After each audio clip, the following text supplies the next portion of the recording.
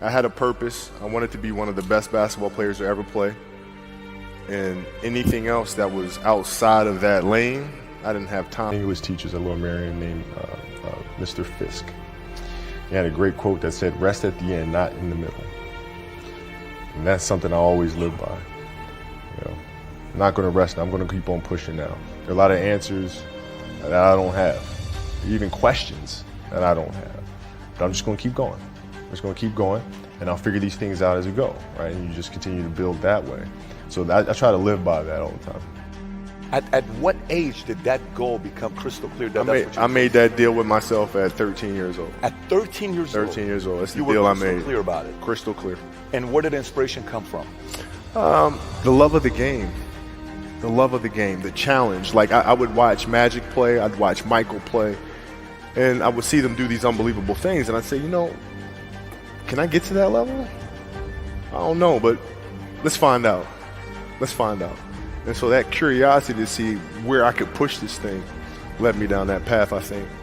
I had a summer where I played basketball when I was like 10 or 11 years old, and here I come playing, and I don't score 1 point the entire summer. Not a free throw, nothing, not a lucky shot, not a breakaway layup, 0 points. And I remember crying about it and being upset about it. And my father just gave me a hug and said, "Listen, whether you score 0 or score 60, I'm going to love you no matter what." Wow. Now that is the most important thing that you can say to a child. Because from there, I was like, okay, that gives me all the confidence in the world to fail.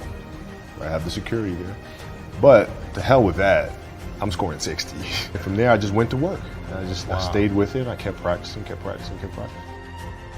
I think that's when the idea of understanding a long-term view became important.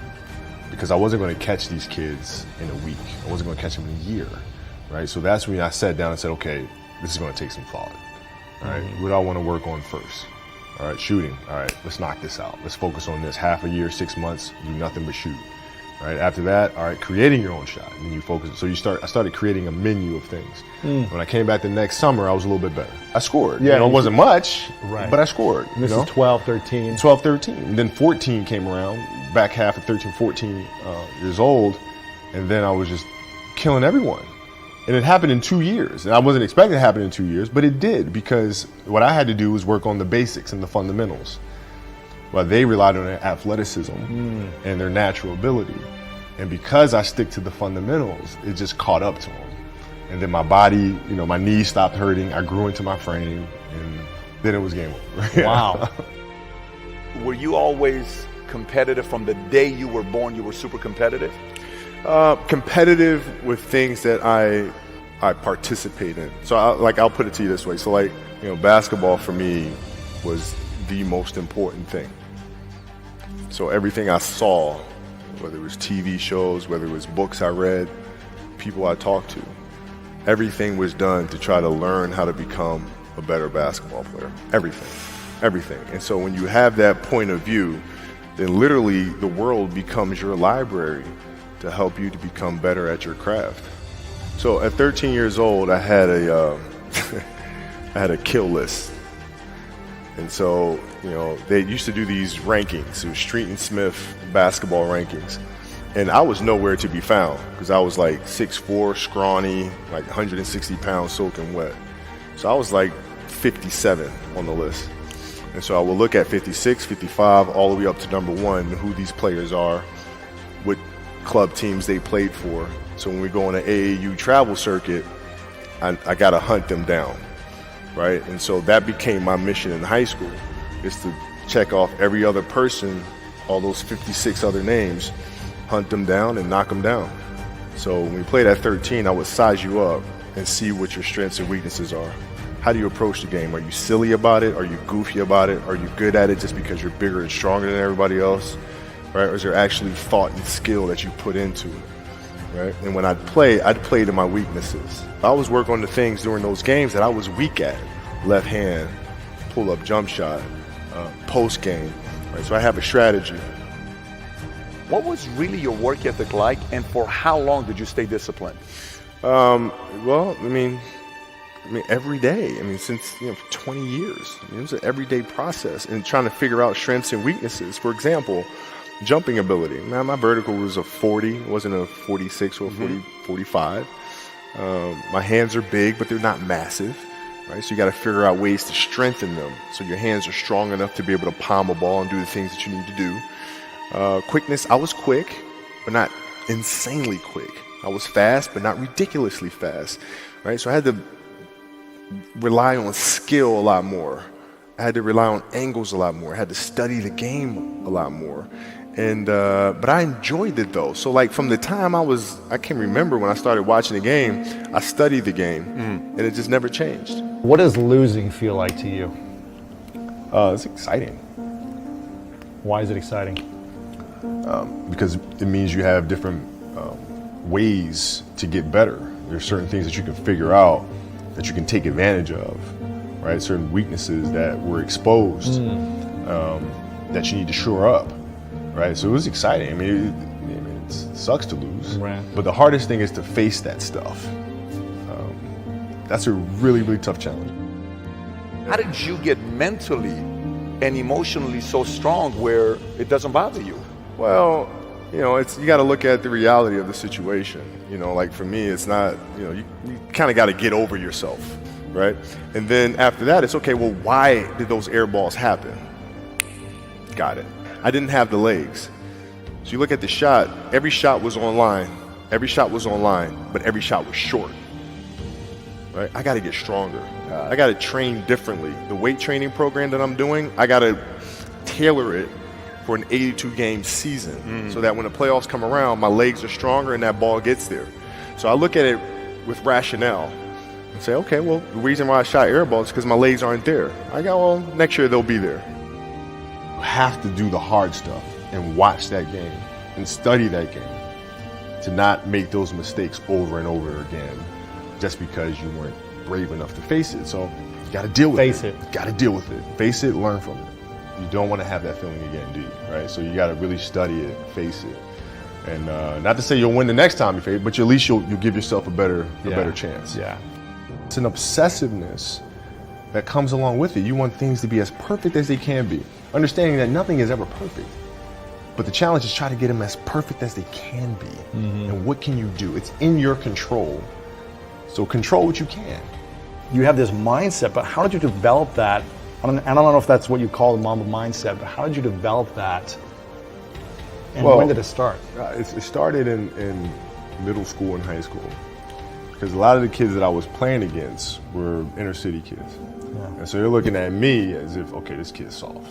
They felt like they could try to be physical or try to intimidate me and do all this other stuff, which they couldn't, right? But now I'm saying, okay, well, you're trying to attack me. How am I going to attack you?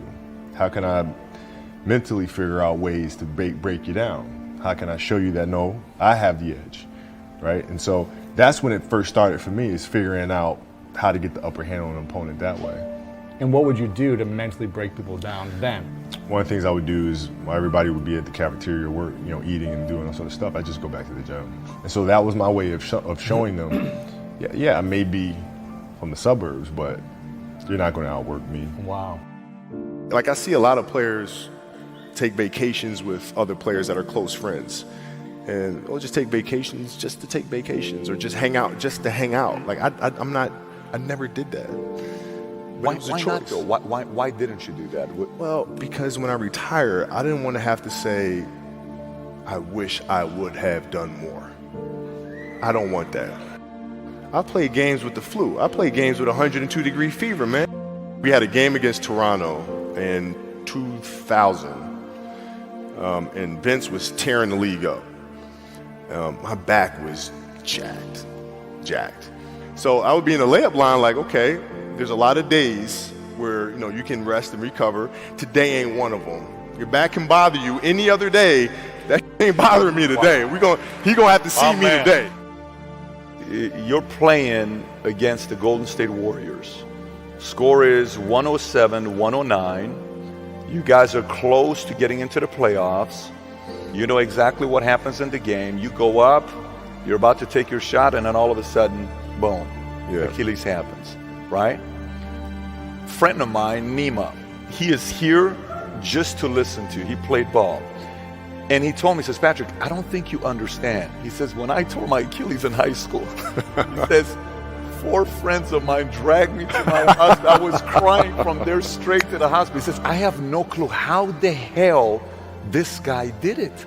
He went and hit the free throws, and then you walked off the stage. How the hell do you tolerate that kind of pain?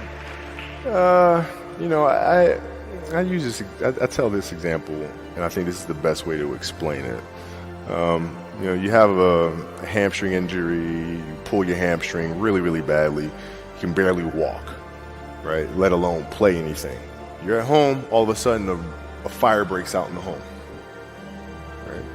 Your kids are upstairs, you know, wife is wherever she may be, you know, going down.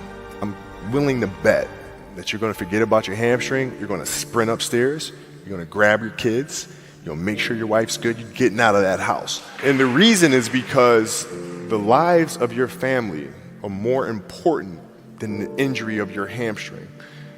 And so when the game is more important than the injury itself, you don't feel that injury. Not at that time. Went in the trainer's room, my kids are in there, and you know, they're looking at you and stuff, and I'm looking at them, and I'm like, you know, it's all right, Dad's gonna be all right. It'll be fine. It'll be all right. It'll be all right. It'll be all right. As a parent, you gotta set the example. You gotta set the example. This is another obstacle.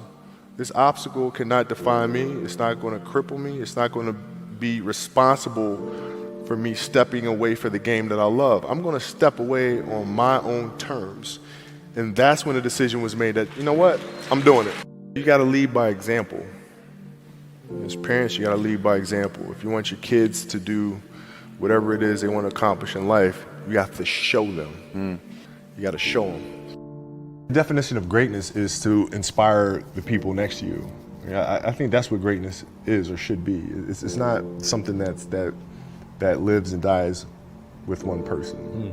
It's how can you inspire a person to then in turn inspire another person that then inspires another person.